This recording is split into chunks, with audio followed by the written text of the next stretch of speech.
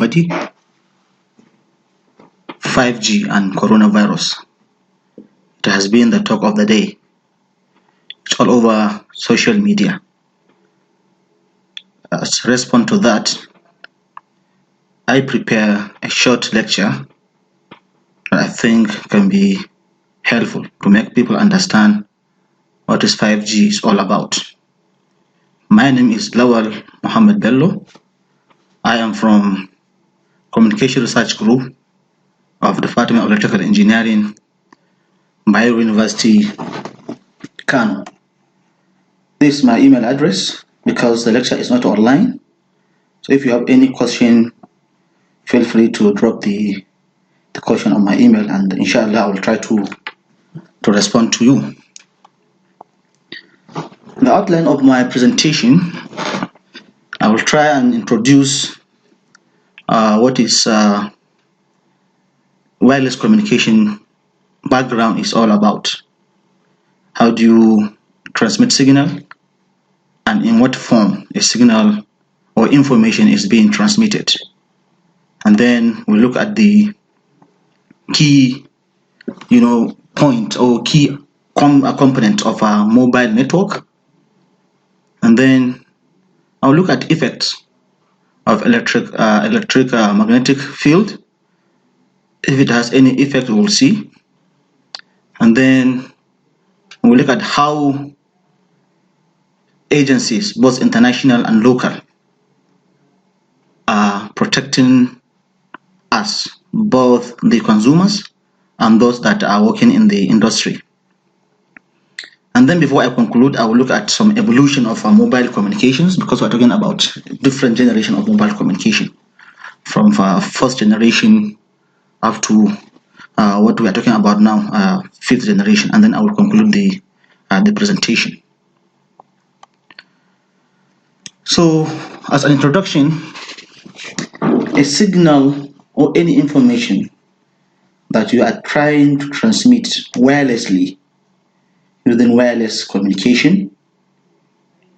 For now, for the purpose of this lecture, assume that signal as a wave. That is mostly the fact. Most of the signal is being transmitted as a wave.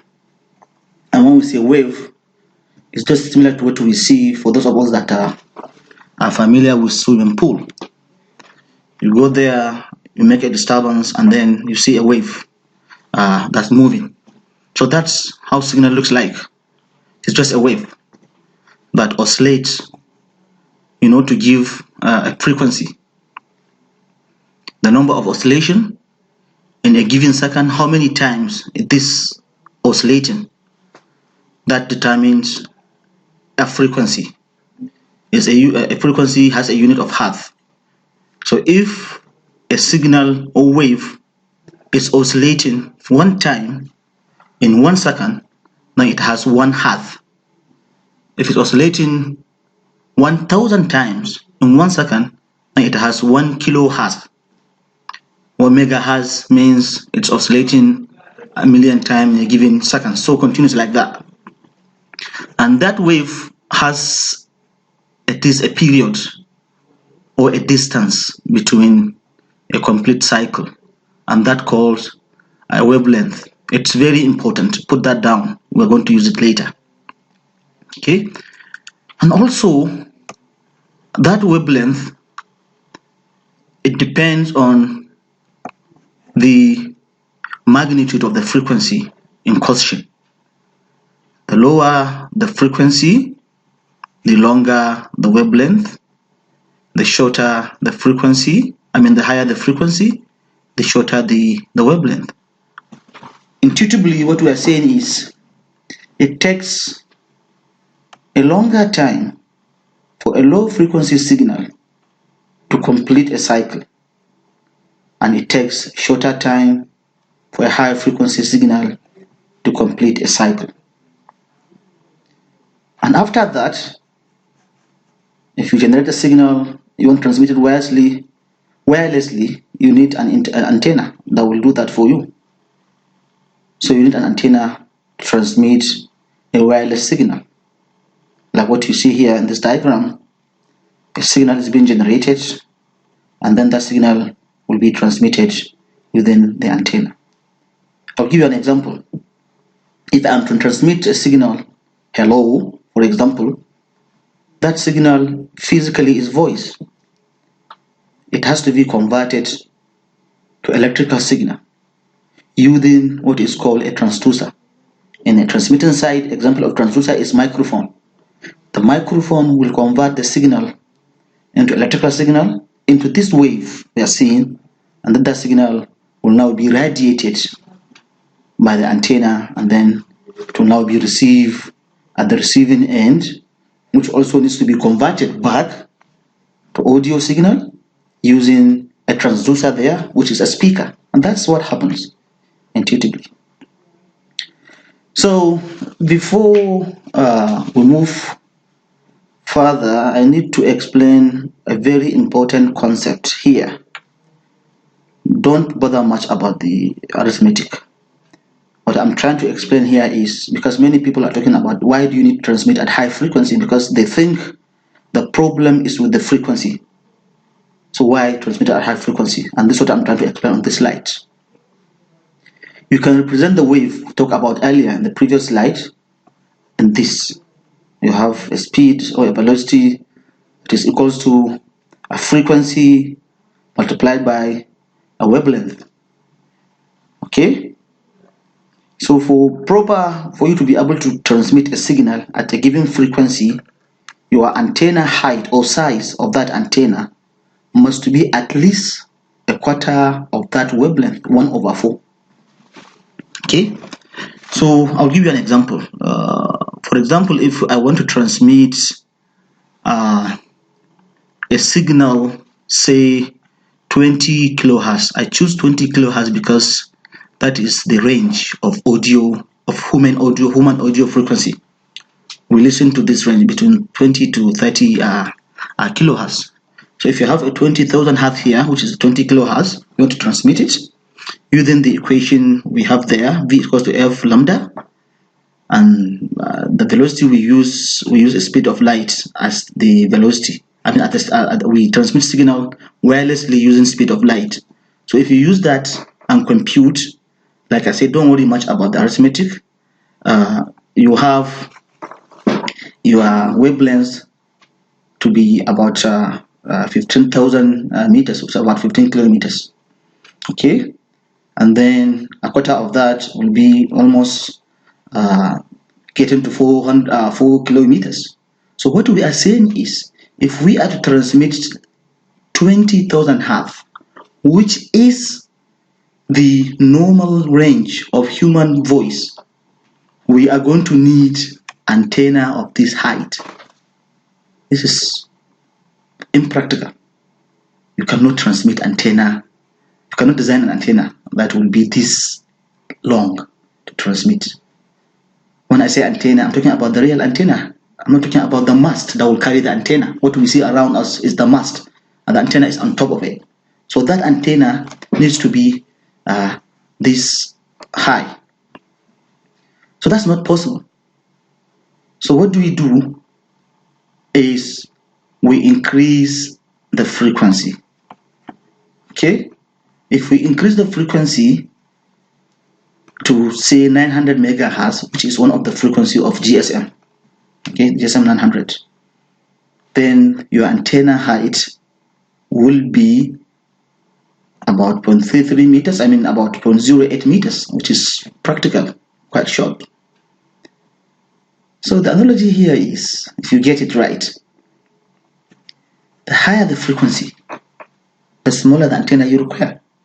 And it's one of the reasons why we use high frequency to carry our information for us. This is low, then you have to get another frequency that is high, okay, and then that will carry the signal for you.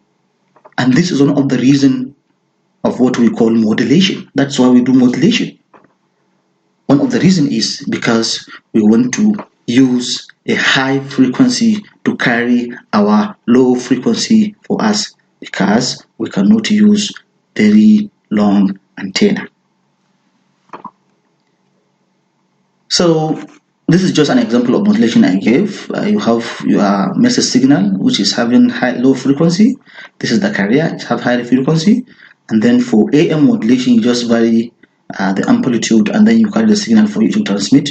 For FM, you just vary the frequency, and then you put your message signal onto the frequency, and then it will carry it for you. That's the carrier. For FM, you vary the frequency. For AM, you vary the amplitude, and you have different mode of modulation. You have analog one and digital ones. So having done that, like I said earlier, you need an antenna that will transmit the signal for you, that will radiate the signal. So when antenna comes to radiate the signal, what it does is it decouple, because in the what we have earlier here is just the wave. We don't care whether it is electric or magnetic, it's just the wave.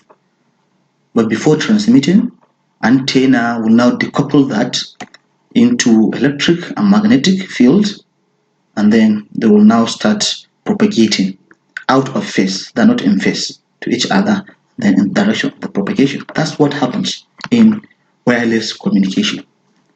So in summary, to my introduction, in wireless communication, you transmit signal, and for you to transmit that signal, it looks like a wave, or it's a wave, and then you need to use high frequency to transmit that signal, because you cannot use low frequency to transmit the signal. And also you use antenna for the transmission, which decouple E and H component for transmission. That is electric and magnetic field for transmission. So now let's go back to the main business, which is cellular communication. This is the way mobile network looks like. Okay, you have a base station, okay, in the middle of a cell. For example, this one, okay, or that one is an antenna in the middle of it. Then you have your base station, and then you have users that are connected to the base station to receive or transmit signal. The most important thing is to have a wide coverage, okay, using a very high antenna. The antenna using a very high mast or roof tops or towers. Let me not say the antenna, because I already explained the antenna that should be short, but it needs to be on top of a tall object, so that you can have wide coverage. You avoid the obstacles. For example, if the antenna is quite short, someone behind this building may not be receiving the signal, or be a shadow in between. But if it's tall, it can receive the signal. Okay, and each and every antenna there is called a base station for GSM signal, a network. For LTE advanced or LTE, which is 4G, they are called E node P. Don't worry about the terms. It's just to make it clear. And then the coverage, it covers a cell, in a cell, sorry. And the reason why it's called a cell is because it looks like a cell. It's hexagon. You see, there's a reason for that, to be hospitable, not cycle, because of coverage, so that you don't have shadows and other things like that. So it's called a cell. That's why it's called cellular communication. If you need more users, what you do is you increase the capacity. And how do you increase the capacity? Is by reducing the cell size. And that's why you have microcell, you have pentocell, you have picocells. What's going to happen in 5G? Because you reduce the capacity, the cell size, that will improve or increase the number of the users that can be connected. Okay, that's what happened in the real mobile communication world.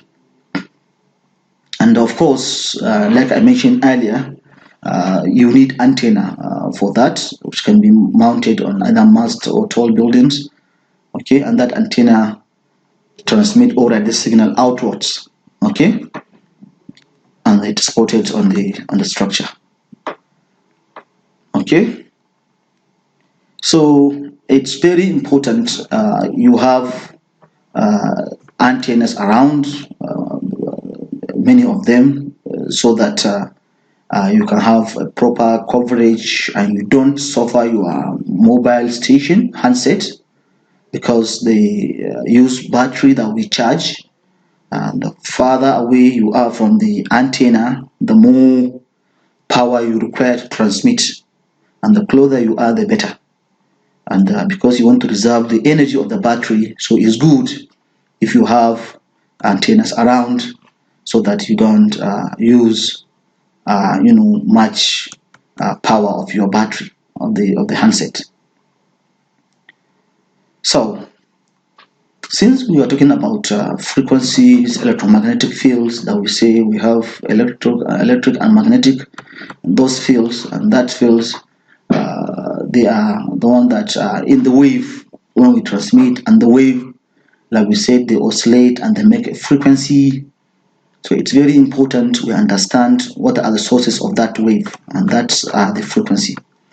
The frequencies are of different types depending on the how high or low the frequency is. You can see on this figure you have different frequencies from static one up to visible light frequency. The most important thing you need to understand is the green side. From here up to the end of the green side, they are called non-ionized electromagnetic energy. They are not ionized. We'll understand more there later. While the reds, they are called ionized. And they have different applications. You can see mobile is here, and gigahertz up to about, they are not into terahertz. Okay, see our lamp here that we sleep in a room with a lamp on. You see the radiation, the heat, it's in about terahertz here. So the point I'm trying to make is the signal we are transmitting using wireless communication, the frequency fall within the non-ionized EM energy. Okay, while we have ionized one, I'll start from the ionized one. When we say signal is the signal EM is ionized, what we mean is its energy has sufficient quantum to directly affect a chemical bond of human body. It can penetrate the human body, and also play around with the gene if you like.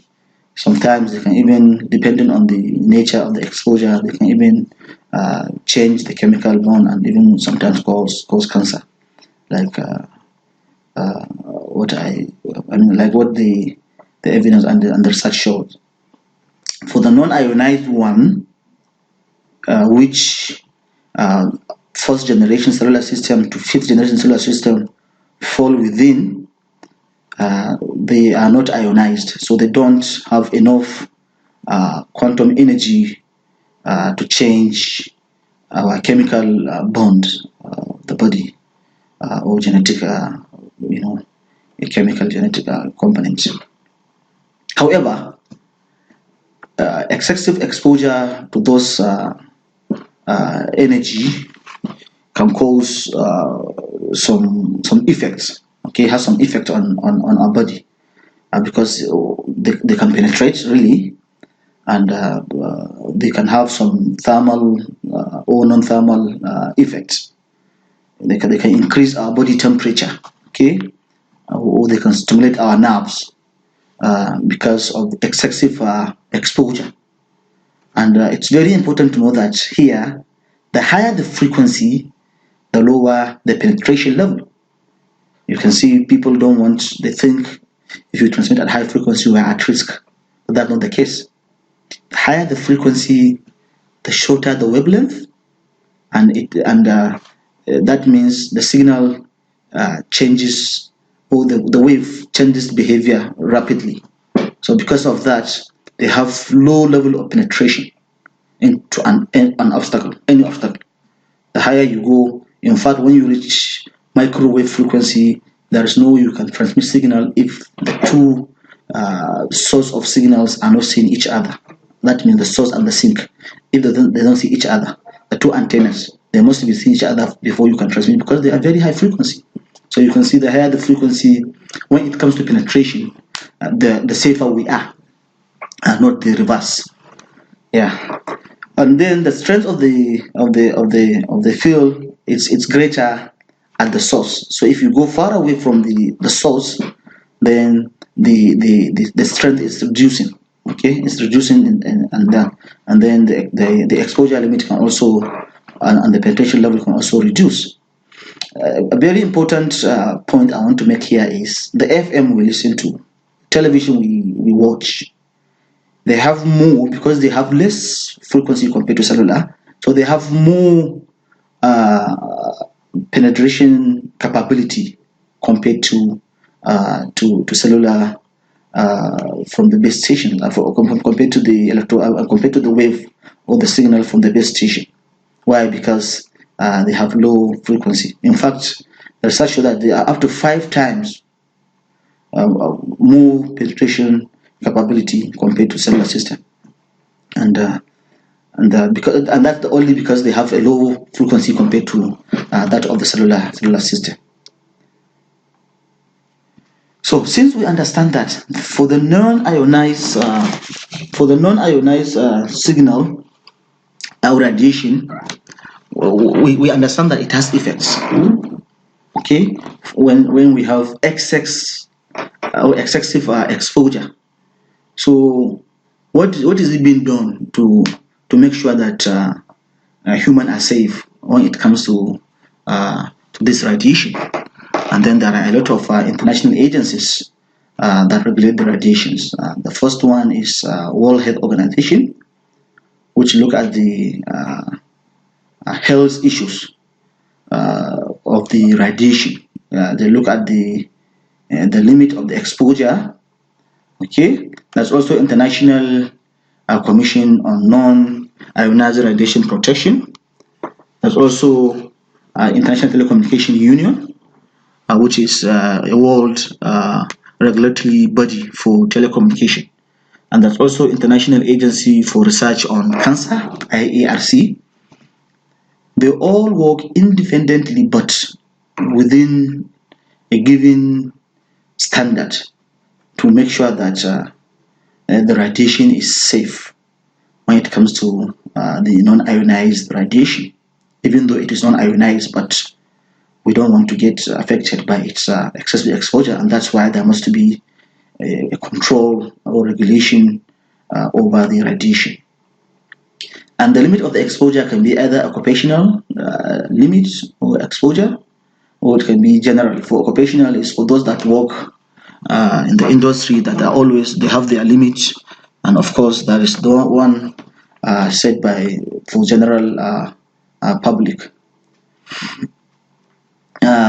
They find a way of restricting, they have 2 ways of controlling or regulating the exposure. The first one is called a basic restriction guide, in which the both E and H fields are restricted. They have levels that you cannot transmit above that level.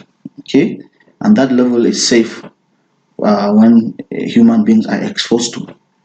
And they also have their specified physical quantities in the transmission, like the current density, like the specific absorption rate, which is a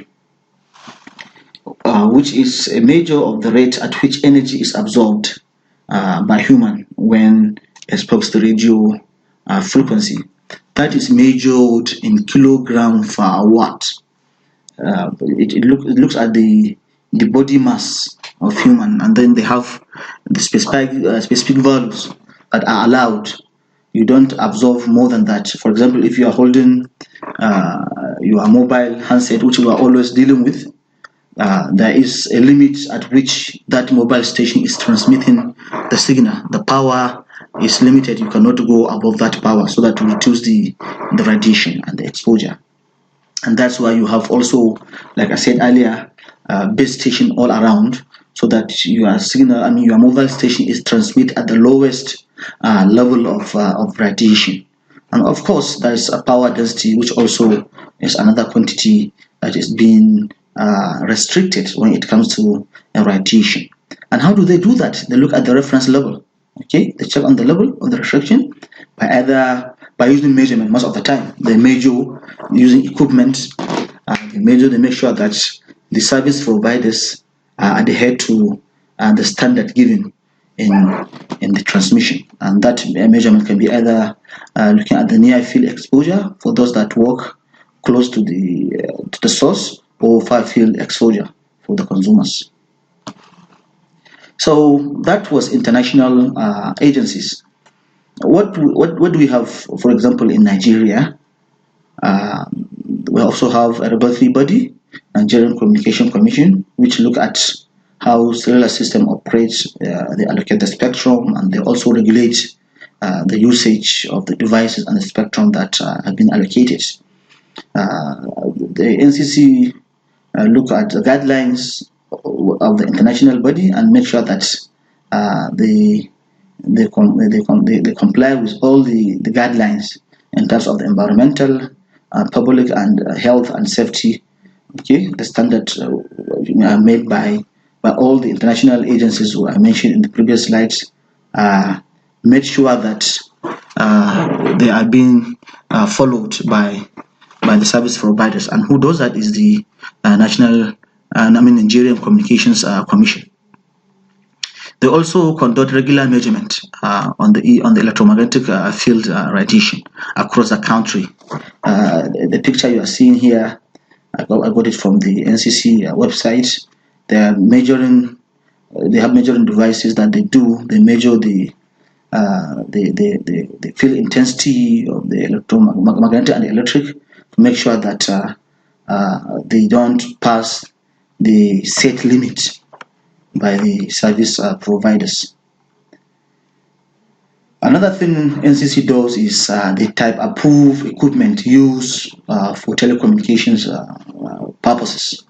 Before equipment gets to market, and they make sure that all the equipments are type approved to make sure that they are within the standard, and we can use them in the country. For example, if you have a handset, they make sure that the battery is okay, the power at which the mobile station transmits, even at maximum transmission.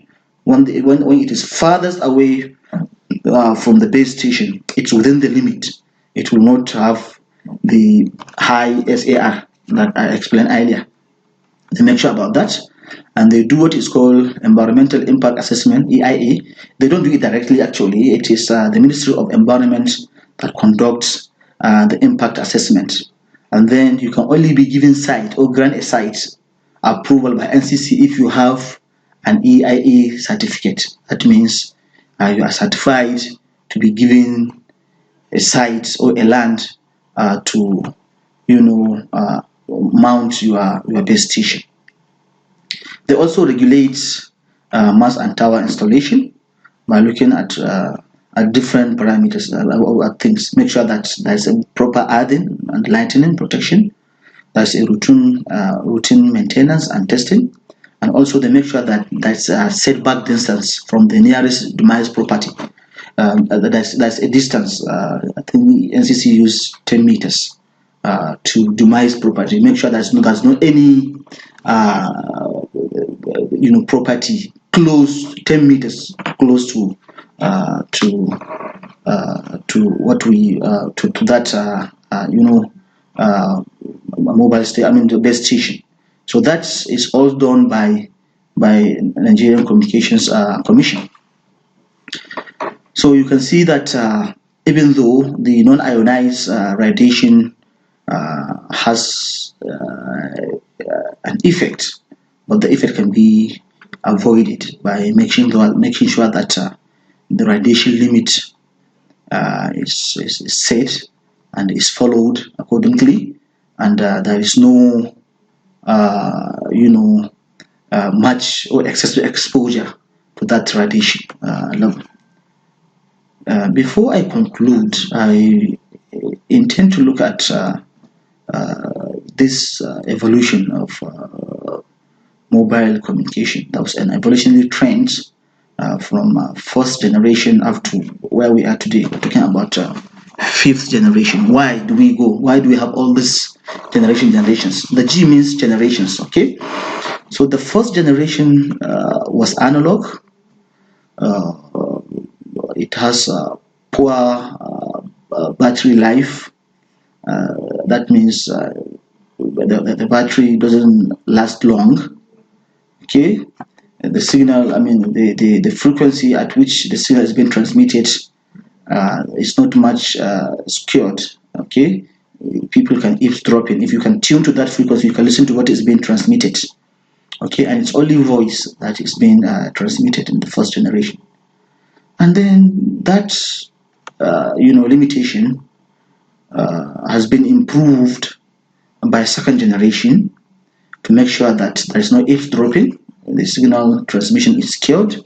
It has high quality speech. The voice is clear and it's better. And new services were introduced. You can send an SMS. You have a caller ID. You can even send a bit high data. If you look at GPRS, which is 2.5 to 2.75 like age, you can use it to transmit high data, and a very good one. And there was international roaming. You can use your network somewhere else, or even local roaming, which wasn't available in first generation, in which you can use your handset or network to call other network. That was not available in first generation. And also it has a longer battery life because it has more base station around, so it doesn't have to be transmitted at high power of transmission. And then third generation was realized to increase the speed of transmission as high data rate, okay, because you have more applications, okay, and thus improve mobile internet. You even have video telephony using third generation. Fourth generation, it has high speed, higher than third generation. Internet protocol telephony was also realized, and then the speed can be up to about 100 megabit per second at vehicular speed, and when you are stationary or walking, up to about 1 gigabit per second. You can see how high that can be. Yeah, because you need very high transmission for the applications, different applications. We are talking about machine to machine in first generation cellular system. The fifth one, we are talking about the 5G. It was intended to improve on 4G. Okay, it has faster data rate, high connectivity density, because you are going to have very small cells around. Some cells can be even mounted on street lights. It's very low power base stations. Okay, so that you don't have to be transmitted at high frequency. You have higher connectivity density, have better consumption, better battery consumption, and then you have a maximum speed that is aimed to be at about 35.46 gigabit per second. You can see about 35 times than 4G. The point I'm trying to make here is 4G is just, 5G is an improved version of 4G. So if there's no any impact on 4G, there wouldn't be any impact on 5G. In fact, the impact is less on 5G because it has more base stations around that will reduce the power of transmission. So in conclusion, we understand that for you to transmit signal wirelessly, there's no way you cannot use the antenna we see around us. There must be antenna around us because it requires the antenna to transmit that. And we understand that that antenna that we see around us radiates a non-ionized EMF, electromagnetic field. It's not ionized one. It's not ionized one.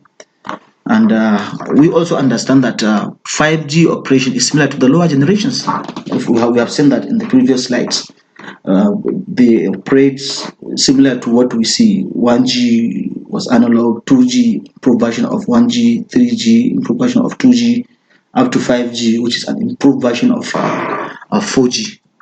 So there's nothing there that has not been in existence. It's just an improvement version. Okay, and of course, scientifically we cannot prove that there's any relation between 5G and COVID-19. They are not related in any way. 5G cellular system, we have seen that it is a radiation or transmitting of wave, which is radiated by antenna to give you electromagnetic field that is propagated from transmitter to receiver. And I don't see how that is become a virus. And this is my referencing. And then thank you very much. Like I said from the beginning of my presentation, if you have any question, feel free to drop it to my email address, and inshallah I will reply you. And thank you very much for listening.